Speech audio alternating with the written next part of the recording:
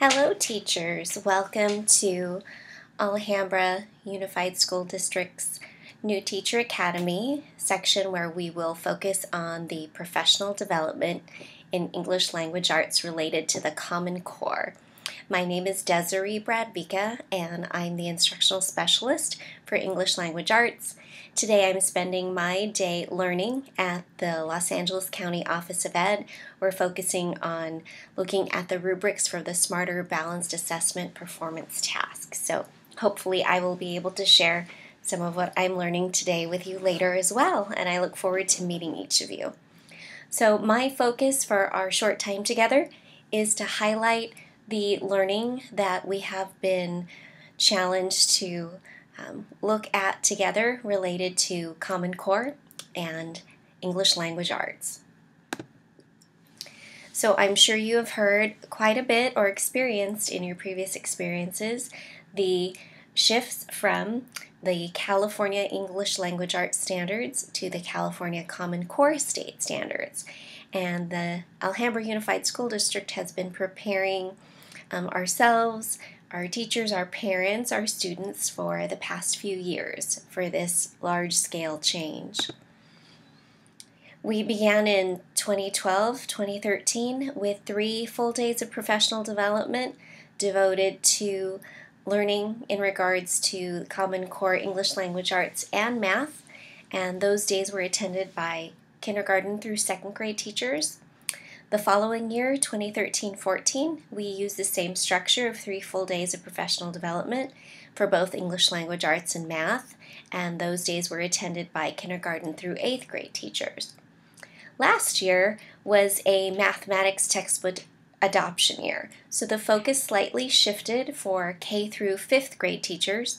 Those teachers received primarily information around mathematics instruction and ELD, specifically the state's information from the new framework regarding designated ELD and integrated ELD. Grades 6 through 8 teachers each received a full day for English language arts and or math, depending on their assignments. Next year, we are going to shift slightly again. Kindergarten through 5th grade teachers will receive 3 full days on English language arts and ELD professional development, and grades 6 through 8th will focus on mathematics this year across their 3 days. So what's different, you might wonder, specifically in English language arts related to the Common Core? Let's use the structure of the shifts in ELA to talk about the learning that Alhambra has done together over the past 3 years. You see the shifts listed in front of you, a balance on informational and literary text, knowledge in the disciplines being built up by students, a staircase of complexity with text, text-based answers, writing from sources, and academic vocabulary. I'm going to briefly highlight the key aspects of our learning in each of these 6 shifts over the next few minutes together with you. So first is this shift regarding balancing literary and informational texts. You can see in the graph on the slide, the 2009 NEP reading framework is where this information is gathered from, that truly there is an equal balance, let's say in grades K through 4, between literary and informational texts that students read across the day. However, as students move up through the grades, you can see that there is more time spent on reading informational text as opposed to literature. The thinking for this being that in preparation for the workplace and or college, students really need to have a depth of understanding in how to approach informational text, because that's usually the text that they'll be dealing with most of the time in those environments. So the shift, therefore, to prepare them to be able to handle that informational text well. And the resources that we've adopted in this state up until now haven't really reflected this balance. So that's something that we will be looking for, and I know teachers have really tried to add more informational text into the resources that they have and the reading material they're using with their students. Well, what exactly is the difference between literature and informational text? This map does a nice job of helping us to define the differences. Primarily, informational text is defined by its expository structure. I think of thinking maps when I think of expository structures: description, compare contrast, cause effect, problem solution, and yes, sequence or time order. But I think a point from our learning that was key for us in this aspect is that biography, autobiography, and memoir truly follow a narrative structure. They're told as stories. So, according to Common Core, those texts would fall under literature as opposed to info text. So you can see that the difference isn't strictly fiction or nonfiction. When Common Core refers to informational text, it refers largely to the way that text is structured. And this is a nice map to use in preschool through 5th grade when thinking about the types of text to have our students read. While this map lays out the expectation for grades 6 through 12.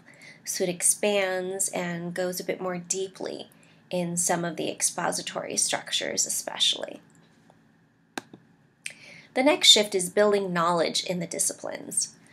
Previous to Common Core, teachers did a lot of what I would refer to as PowerPointing through a textbook, let's say in social studies or science, moving away from having students grapple with that difficult text on their own and laying out the important points for them. In Common Core, we are shifting to having students making meaning from the text, reading the text themselves, discussing the difficult aspects of the text, and away from teachers as the main dispenser of the knowledge from the textbook to students.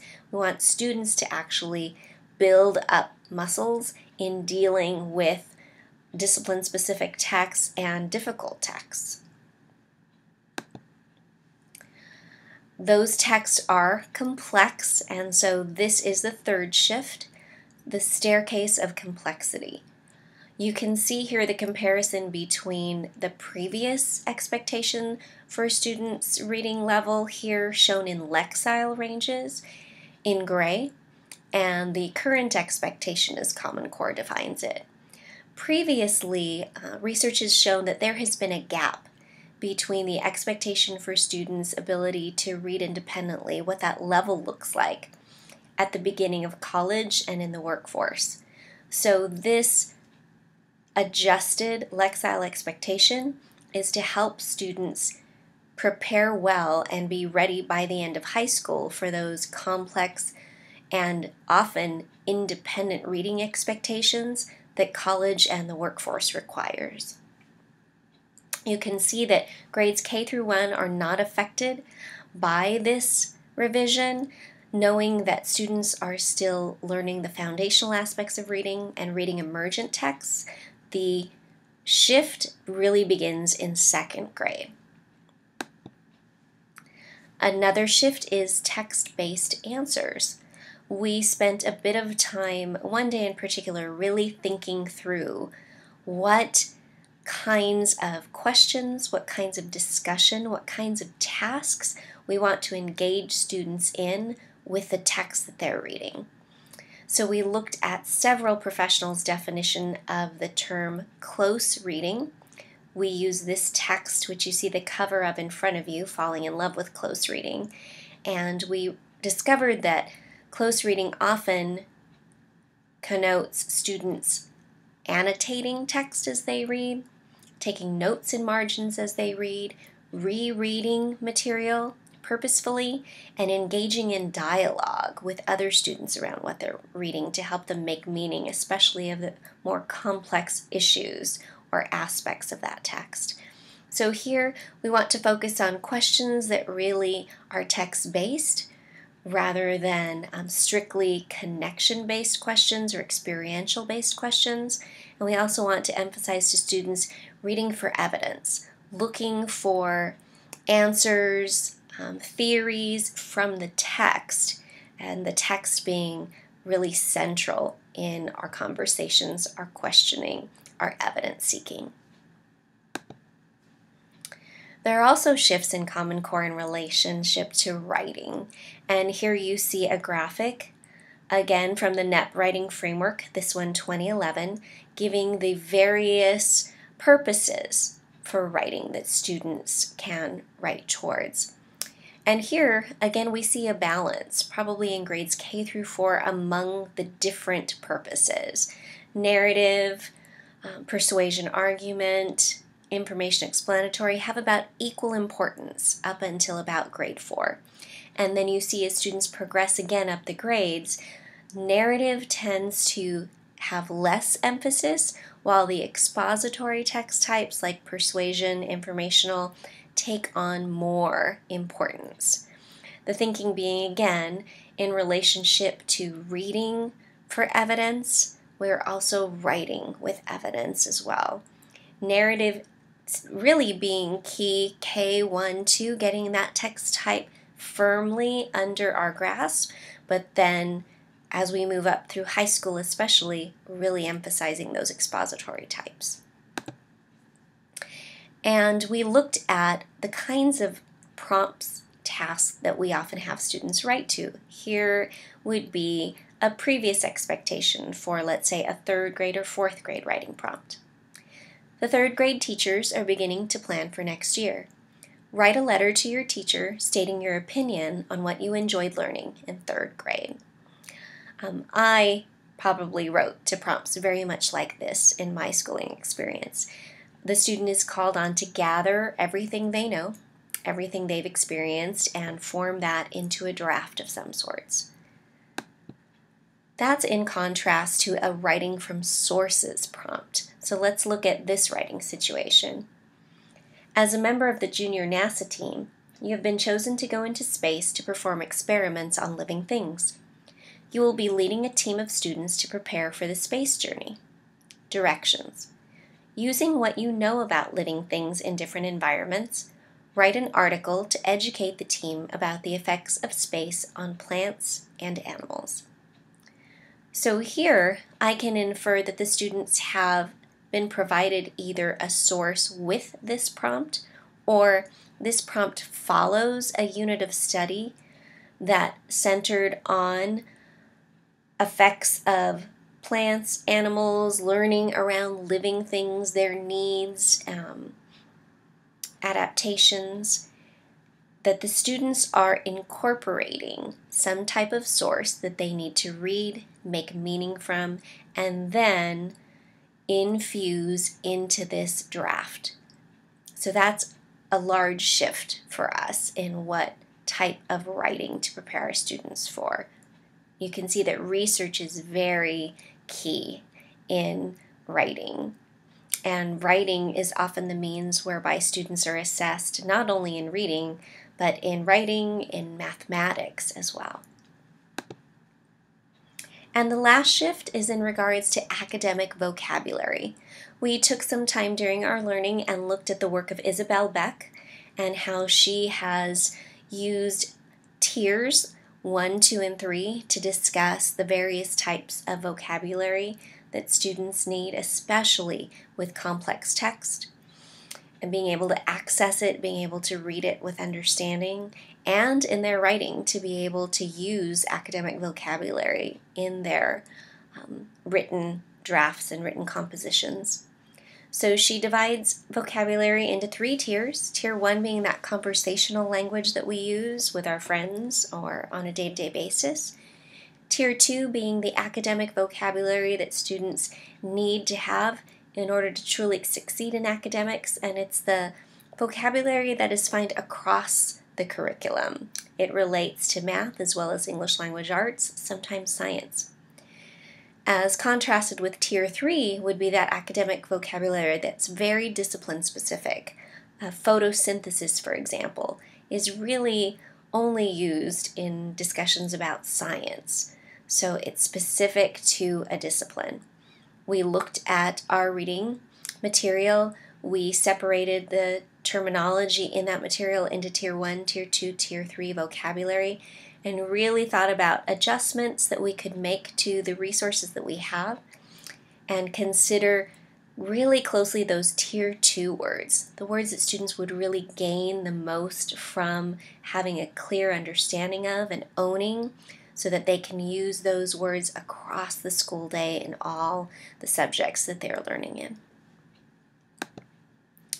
And probably our last bit of learning that we began last year centered on unit plans. We looked at the work of Wiggins and McTighe, titled Understanding by Design, and really started thinking about moving away from a lesson plan focus to a unit plan focus, knowing that a lot of the conceptual development that Common Core requires looks more like units. The underpinnings of those can't really be delivered in a simple 1-hour lesson plan, but really need a unit approach to develop deeply those conceptual understandings. So you see the 3 stages of UBD in front of you. First, thinking about those desired results. What really is my learning goal in this unit for students? What do I want them to know? What do I want them to be able to do? What do I want them to clearly understand and transfer? And then stage 2 being, what is the acceptable evidence of that learning? What will that look like if students truly know those facts and skills? What performance will they able to demonstrate transfer in of that knowledge? And then stage 3, what types of experiences can I plan that will assure I reach those desired results and students do well on that assessment task? So we had a small group of teachers work together over the summer on drafting out solid unit plans that follow this approach, and I believe that Rosa Soria will be the instructional specialist to continue leading your learning forward with UBD. This is something that we as a community of teachers are still working on understanding well and implementing together. So that, in a very small nutshell, is the overview of our professional learning in regards to Common Core and English Language Arts over the past few years. This is one of the classes that I had the privilege to get to teach during my years here at Alhambra, and so I want to wish you the very best of year. Teaching is a rewarding, rigorous, lifelong learning adventure, so I'm sure next year is going to be a very memorable one for you. I want to leave you with some resources. The first link is the link to the California Common Core State Standards in English Language Arts. I highly recommend that you not only read your grade-specific standards, but you take time to read the introduction and the appendices as well. There are 3 appendices, A, B, and C, and the intro to the document and appendices have almost more information regarding how to deliver or why Common Core emphasizes the particular aspects that they do in those documents. So reading those along with the standards will really give you a nice big picture understanding. There's also a literacy site housed on Alhambra's Google page that you can access from your district email. I maintain that site and curate it as a resource for teachers in TK through 8th grade. So you can find units of study on writing, the units we've done for reading, websites that can assist, videos of classroom instruction, all types of resources for you to use and download. And last would be my email. Please feel free to email me with questions, clarifications, even just a little introduction of yourself and where you're teaching would be great to receive as well. I look forward to meeting all of you, either at the K through 5 days that focus on ELA or at some of the district large meetings full scale, and I wish you the very best of years. Have a great day. Bye-bye.